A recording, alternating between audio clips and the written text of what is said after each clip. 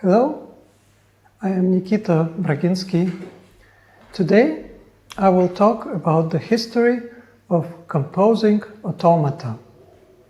These are the machines that enable automatic composition.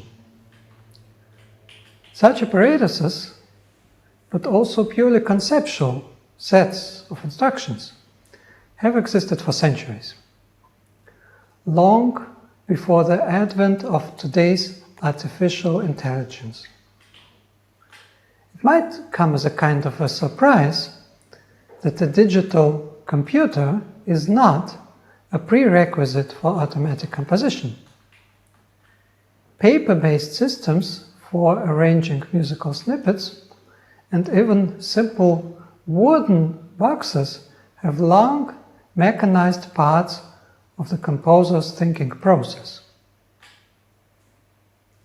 I would like to propose a unified framework for discussing both historical and contemporary composing machines.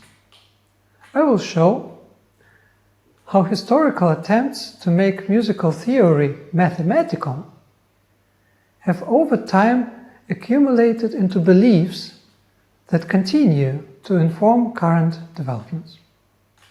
I will briefly illustrate this process with examples of music-generating systems from different technological periods. For a long time, apparatuses aiming at composition, as opposed to mere playback, have remained relatively obscure pieces of technology. However, I will argue that in addition to their direct musical use, they have played a crucial role in showcasing the more general possibilities of the underlying technologies, from encryption to the segmentation and generation of data. My proposal consists of 4 parts. First, composing automata are examples of the more general trend of mathematical music. Second, music AI has accumulated in itself traces of all the preceding mathematical approaches to music. Third, composing automata turn formal musical theory into an actual mechanism. And fourth, the motivation to develop composing automata is not purely musical. Let's look at this in more detail. What do I mean by saying that composing automata are examples of the more general trend of mathematical music? I mean that thinking about music has for a very long time revolved around the tools of mathematics. In antiquity, it was mostly about ratios, such as 2 to 3, thus simple division and multiplication. Later, it was about combinatorics, which means trying to enumerate or list combinations of elements. I would say that in the 20th century it was mostly about statistics, randomness, and probability. But all these concepts that have shaped the history of composing automata come from the toolbox of the mathematician of the respective period. When in the 17th century, Baroque authors described their ideas for the automatization of composition, they made use of what was at their disposal, the mathematical methods of combinatorics. These have gained prominence several centuries earlier, through their use by such authors as Ramon Lull, as well as through Jewish and Arabic religious and mystical literature. By the time Baroque musical treatises came out, their authors could already draw on a whole mathematical tradition of shuffling letters and other abstract elements to create new combinations.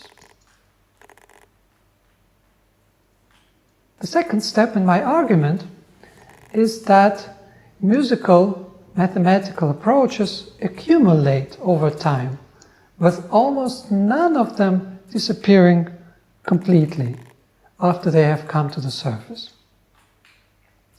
Ratios from antiquity continue to be the basis of today's musical theory.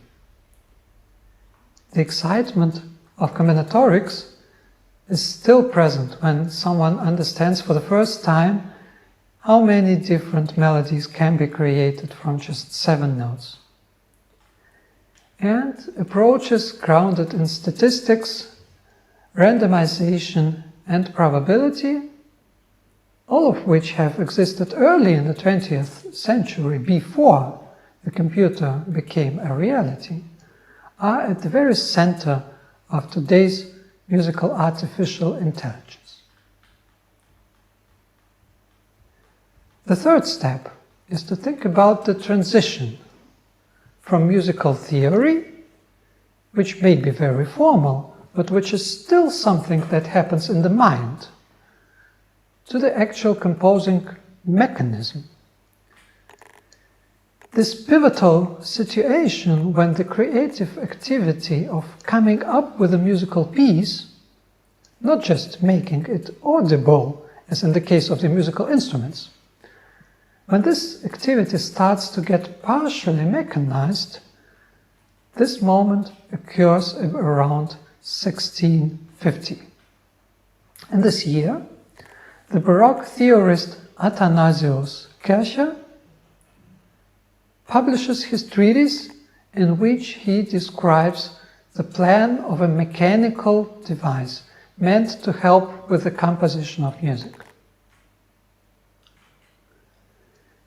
It is important here that Kircher's wooden box is solely meant to help with the mental work of remembering and combining snippets of music, not with the physical task of creating audible vibrations.